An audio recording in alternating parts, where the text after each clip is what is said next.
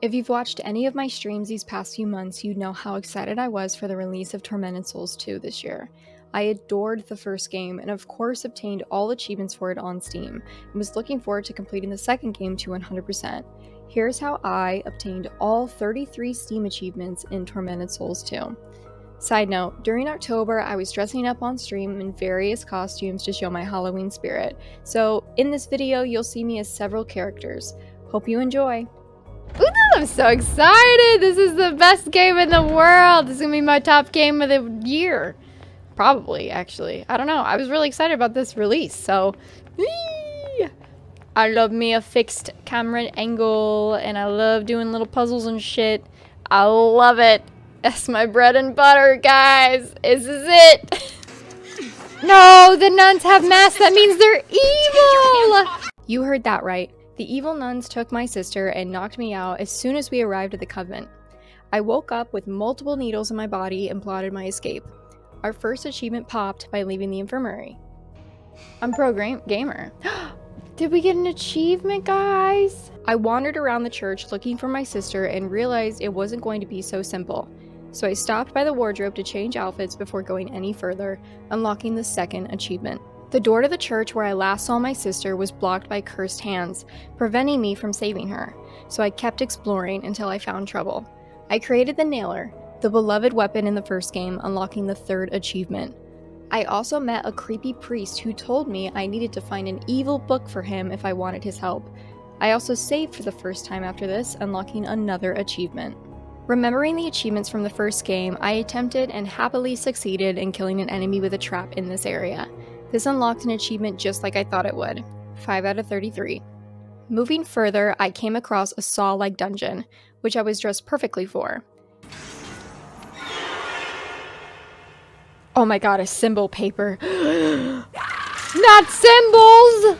I hate symbols! After completing this very scary symbol puzzle, I found the creepy old book and delivered it to the old man. And in return, he gave me a key. Yeah, imagine reading. What a fucking loser, dude. Have you ever heard of video games? Have you ever heard of movies? TV shows? Any other type of media? Reading's fucking for losers, dude. That guy's definitely a virgin.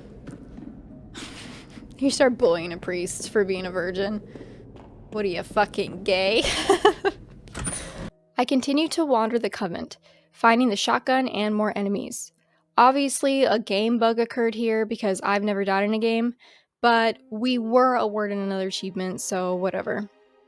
I found a very familiar looking mirror, and after lighting its correct candles, we entered a very Silent Hill inspired other side, unlocking another achievement.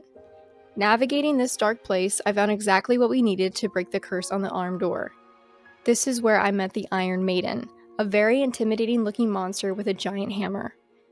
Taking the blades from around the room and avoiding his swings, I stabbed out his eyes, defeating him, and was awarded with another achievement. You can't see! Why are you still alive? That should have killed you. Roll a twos. He's fucking dead, dude. Achievement up. After that battle, I gained access to the convent courtyard, which leads me outside to the town. I explored the mall, which was one of my favorite environments in this game and reminded me of Silent Hill 3. The candlelight and the spooky atmosphere made this area very memorable and kind of cozy in a weird way. On my way to the Fishery, I get stopped by Leon Scott Kennedy's cousin, Miguel. Not sure how to feel about him yet. I continue on my original path to the Fishery, exploring the building, until we find another familiar projector screen, which allows time travel, obviously. I unlock another achievement here. Your sister's been here for 14 years. No. No, this can't be. Anna?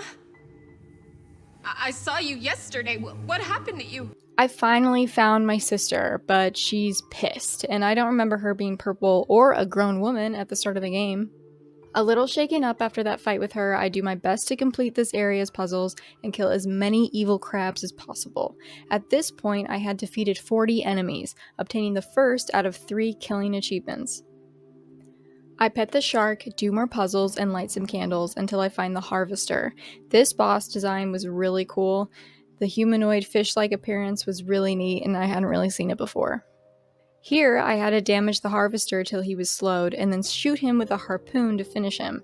It took a few tries to get him into position, but he was eventually defeated, unlocking another achievement. 1/3 of the achievements complete. Alright, I hit him. We did it! Achievement! After the boss fight, we find the chainsaw, allowing us to unlock the cemetery. This section was very well designed, and I really enjoyed the puzzles here. It reminded me of Resident Evil. I really wish it was longer. There was also a really cool reference to Resident Evil 4 OG in this area, where Leon finds a woman's corpse at the start of the game, and he makes a remark on sex discrimination in the village. Pretty neat. I confront the evil nun about my sister, but we fall into a pit which starts a boss fight. This was a multiple mob type boss, requiring me to kill multiple enemies before I could damage the main boss. Because of this, we achieved 80 enemy kills achievement here, as well as the achievement for defeating the boss. Okay. 4th time's a charm, right? I got this. I got him! Whew! Okay, I think we got 2 achievements there. We fucking did it! Holy. I meet up with the creepy guy again and discover a new tool, which allows me to break down brick walls. Remembering a previous brick wall I had passed at the start, I backtracked to the convent, finding a few journals as well as some duct tape that will come in handy later. On my way to the children's school, I get knocked out and become trapped. Luckily, Miguel was there to save me. We share a moment and then continue both on our way. He's growing on me. Whatever it takes, of course.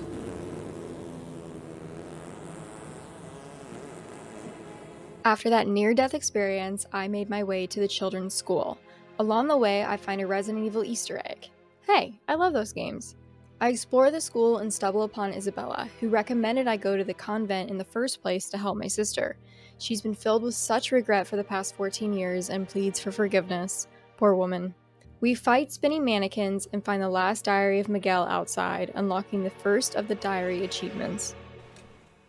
Oh wait, this is a Saw reference! That's so neat! This game has so many little references! We entered a classroom and found the pigman sitting at one of the desks. After reading some of the janitor diaries, we find out that the pigman was the one that was eating the students of the school for years. Oh my god. That actually jump scared me. I don't know what I thought was gonna happen, but that actually jump scared me. They got me. Good one. Completing puzzles after puzzles, we obtain the combination key, a throwback to the first game. Using this key, we unlock a locker in the computer lab and find the last weapon upgrade and obtain the achievement. We save before entering the final room in the school and find the last of Isabella's diaries, unlocking yet another achievement. I come face to face with Pighead, with Miguel as my backup. The Antichrist is dead! Oh my god, Miguel, your neck! I'm okay for now. This fight required me to bait Pighead into electric traps around the room, making it the easiest fight so far in the game.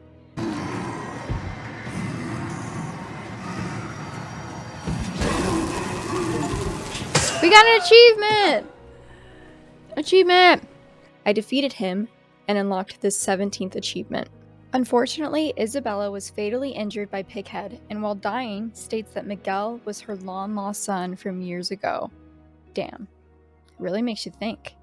Using the combination key for the 3rd time, I unlock the church to confront the most evil nun in the world, but she threatens to hurt Anna and escapes. I explore the cathedral and complete another mirror puzzle, and gain access to the lab underneath the church.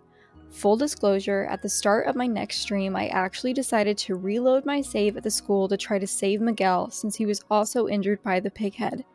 Since it was bothering me that I couldn't help, I wanted to use the duct tape I found earlier to patch his neck in the other world. Hopefully that works and saves him. Redoing the cathedral section, I made it back down to the laboratory underneath. Here, I needed to administer the virus that makes you purple in order to gain access to the lab. I come across the devil himself as well as the last diary of the evil nun, unlocking another achievement. I also find my past naked self in the last diary entry of this very sweet Angelica, where I learned that she actually baked me a cake. She's the best. And how sweet of an achievement. Here I also cure myself of the virus. Confronting Mother Lucia once and for all, I am forced to unleash the Cthulhu demon, which kills Lucia right away, which is actually hilarious. I am your loyal emissary, mighty one, who freed you from your unjust exile.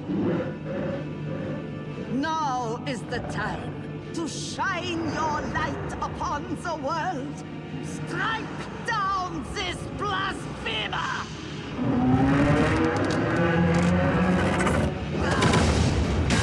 Yeah, Anna?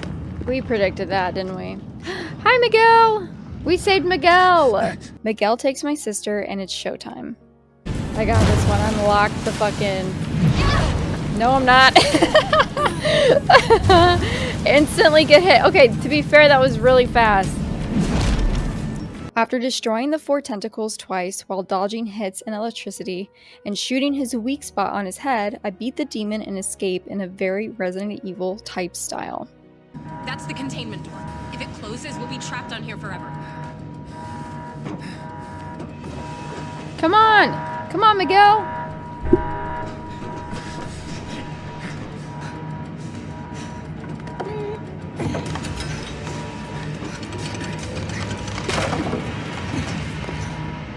Hell yeah. Miguel, Anna, and I all walk out cheerfully and live happily ever after. Or until Tormented Souls 3 comes out, of course. 4 achievements were bugged at the time of this playthrough. They were completing the game with a good ending, collecting all weapons, killing 120 enemies, and solving all combination key puzzles. Considering that I did complete the requirements for these achievements and I did not have an idea of when they would be fixed, I used a Steam tool to unlock them in the meantime so that we could stay on track for the 100%. By the time I finished this playthrough, I had 24 achievements out of 33 unlocked on Steam. With 9 more achievements remaining, I started off by reloading an old save from my first playthrough and locating the remaining Joseph diaries so I could obtain that achievement first. I then retraced my steps to the other remaining diaries in the end portion of the game, since there was an obtain all diary achievements as well. I figured it was easier to complete these 2 achievements here rather than recollecting them all on a fresh playthrough. Next, I began my assisted difficulty playthrough. For this run, I intended on completing assisted difficulty using only 1 health item during the game, never using the map, unlocking the bad ending, and beating the game in under 5 hours. This was a very easy run, as assisted difficulty provides more than enough ammo and health items to use for bosses and enemies. I was also not concerned about the time limit, as this is a very short game, and I think it could be beaten in around 3 to 4 hours.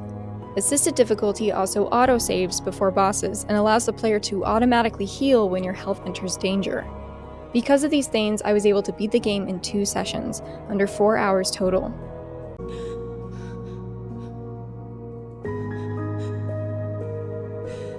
Well, what the fuck are they gonna do now? Well, she's dead, but like, I'm saying the other girl. She's stuck down there now too. So she just kind of prolonged it for her sister now. She doesn't get out.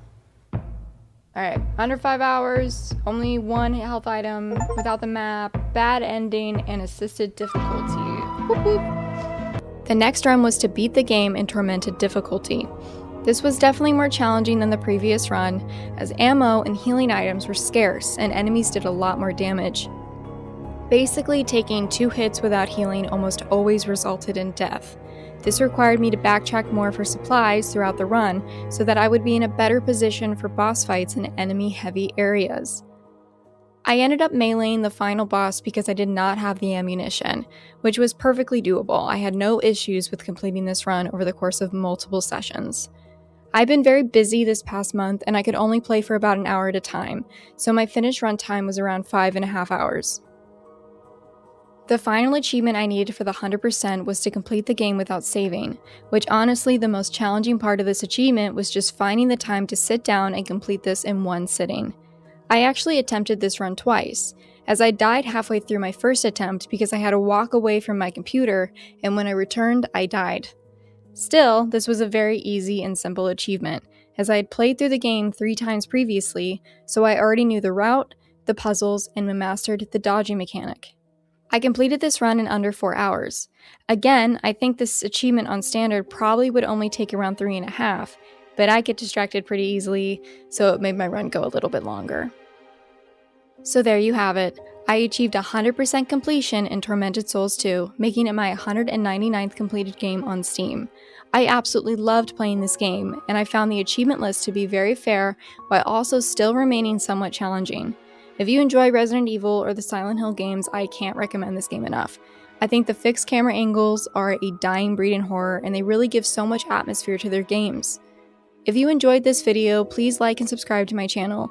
I plan on making more videos like this next year, and I would really appreciate the support. Thanks for watching.